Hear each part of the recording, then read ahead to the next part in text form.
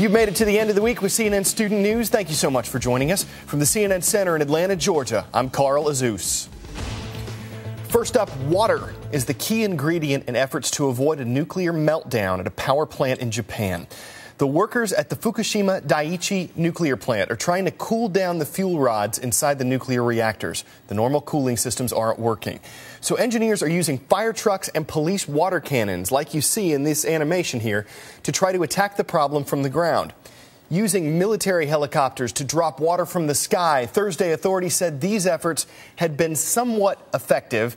That was based on the steam coming out of the reactors and on the lower levels of radioactivity around the plant. But radiation is there. The workers who are at the site have full-body hazardous material suits on, but that protective clothing isn't very effective at actually stopping the radiation that these workers are being exposed to. One way of measuring nuclear radiation is in units called millisieverts. Radiation levels at these plants have spiked to higher levels in an hour than people naturally come into contact with in a lifetime. These guys are experts, though. They work around nuclear reactors. They know exactly what the dangers are. The fact that they're willing and in some cases volunteering to stay at the power plant to try to prevent a meltdown, that's why they're being called heroes. The massive earthquake that started all of this hit about a week ago, and Japan is still feeling aftershocks. Watch what happened while CNN's Dr. Sanjay Gupta was talking with Kiran Chetri from CNN's American Morning.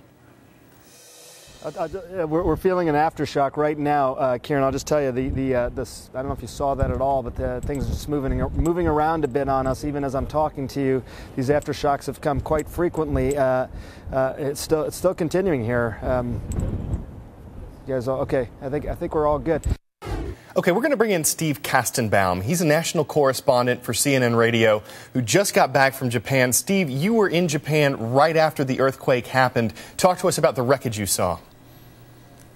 It was pretty amazing. The earthquake itself really didn't cause a lot of damage in much of the northeast region of Japan.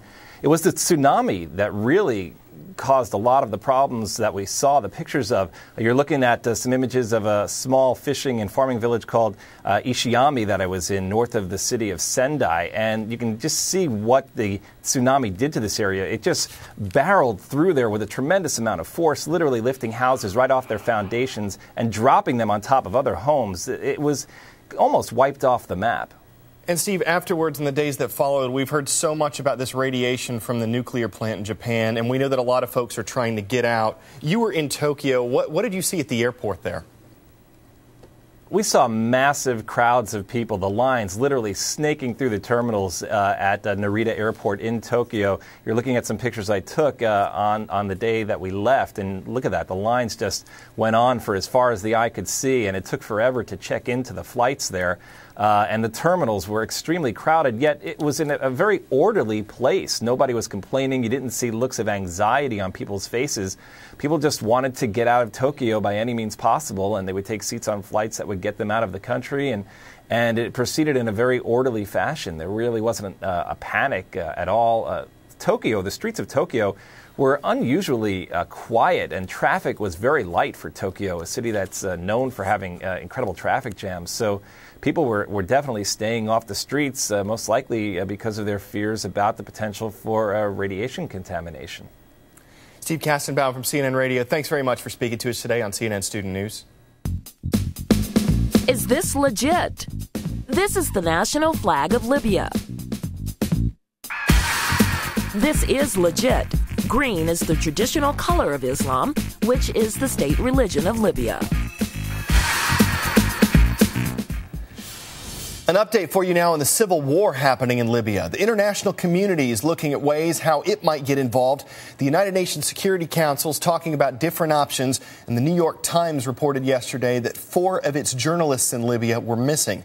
The newspaper got secondhand information that they were swept up by government forces. The Libyan government says it has no information about the missing journalists. Fighting between government forces and rebels, though, is going on in towns around Libya. In a lot of these cases, the military is trying to regain control of towns that the rebels took control of. Tanks, radar systems, heavy artillery. That's what military forces are using as they fight their way into these towns. Today's shout out goes out to Miss Orr's Global Studies class at Academic Magnet High School in Charleston, South Carolina. Who was president when March became National Women's History Month? Was it Lyndon Johnson, Gerald Ford, Ronald Reagan, or Bill Clinton? You've got 3 seconds. Go.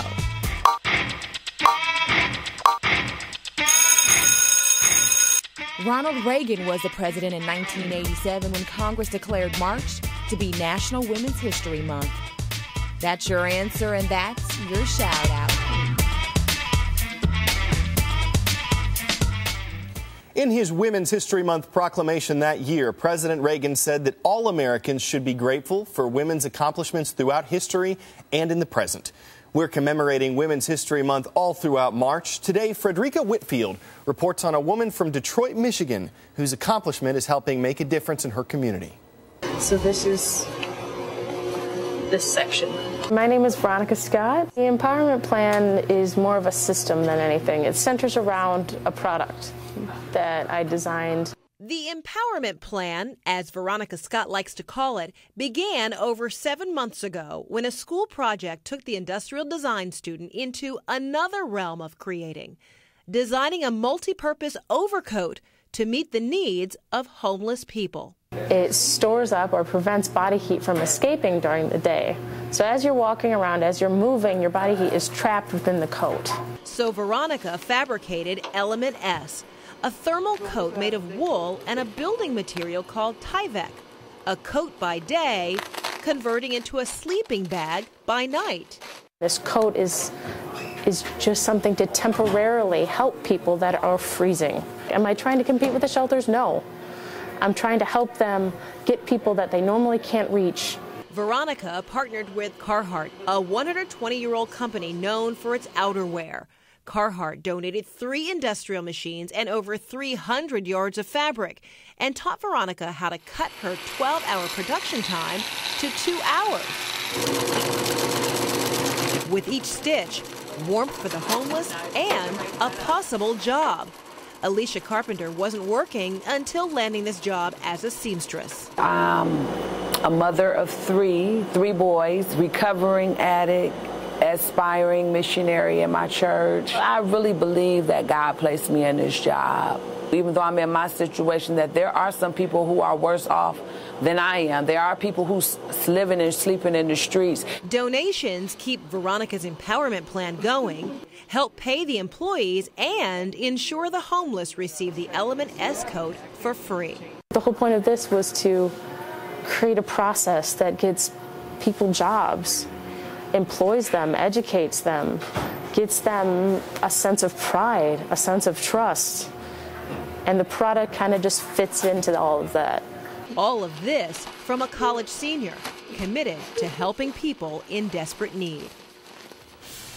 Inspiring story there. And before we go, we've got a precious story from California. Or at least it's a precious metal. That is a gargantuan gob of gold.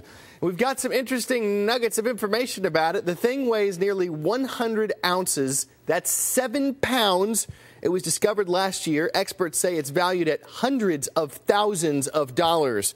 But putting it up for auction is a golden opportunity to see what buyers think it's worth. And once you're talking about that much gold, though, the whole thing is just elementary. Hopefully the auction pans out. They just shouldn't try to rush anything. We try to come up with creative puns, and with all those, I think we're golden. Have a great weekend. For CNN Student News, I'm Carl Azuz.